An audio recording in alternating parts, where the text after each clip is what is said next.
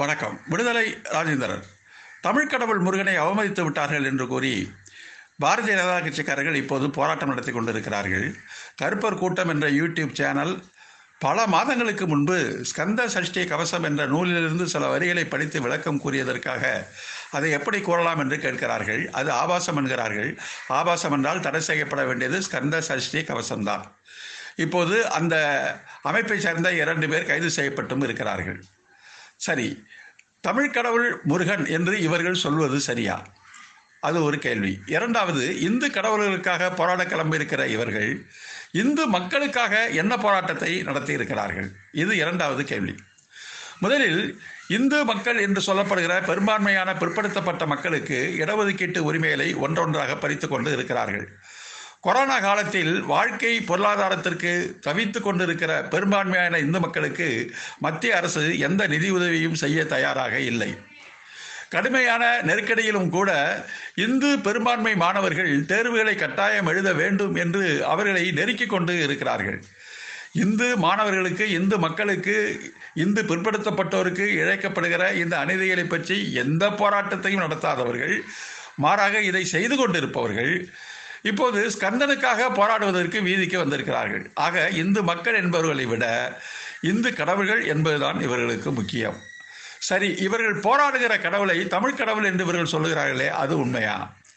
ஸ்கந்தன், சுப்பிரமணியன் தமிழ்நாட்டில் முருகன். தமிழ்நாட்டு முருகன் மலை கடவுள், குறிஞ்சி நில மக்களால் வழிபட்ட ஒரு தலைவன் என்று தமிழறிஞர்கள் கூறுகிறார்கள்.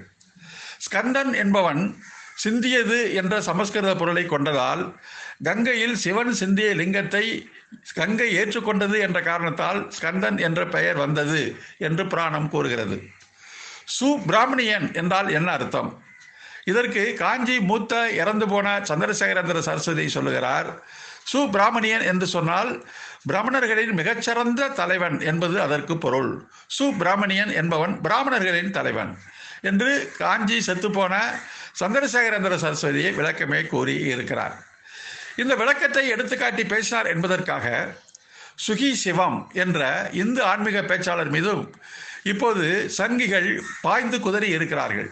நீ திராவிட கைகோலி, நீ கிறிஸ்தவ மிஷனரிகளின் கைகோலி என்று கூறியிருக்கிறார். அவர் அடக்கமாக அதற்கு மறுப்பை தெரிவித்திருக்கிறார்.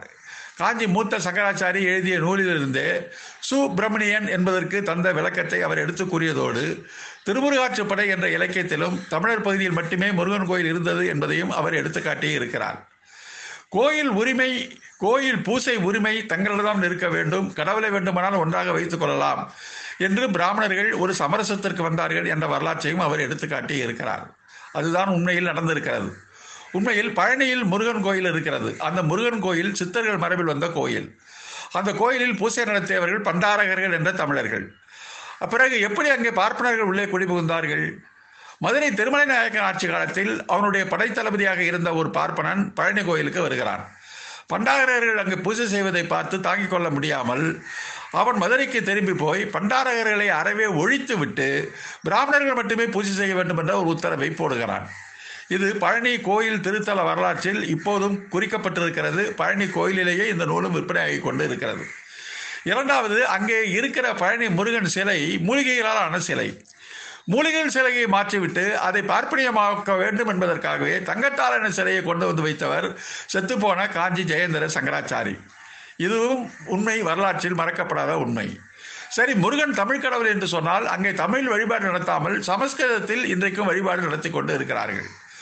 ஆக தமிழ் கடவுளை பார்ப்பனியமயமாக்கி கொண்டு இன்றைக்கு கந்தசஷ்டி புராணத்திலிருந்து சில வரிகளை சொல்வதனால் ஆபாசத்தை பேசி விட்டார்கள் என்று சொல்லிக்கொண்டு இந்து மக்களுடைய வாழ்வுரிமை பற்றி கவலைப்படாதவர்கள் வடநாட்டிலிருந்து இறக்குமதி செய்யமான பார்ப்பனை கடவுளை வைத்துக் கொண்டு தமிழ் கடவுள் என்று கூறி போராட்டம் நடத்துகிறார்கள் என்று சொன்னால் இதற்கு பின்னால் இருக்கிற மோசடியை தமிழர்கள் புரிந்து கொண்டாக வேண்டும்.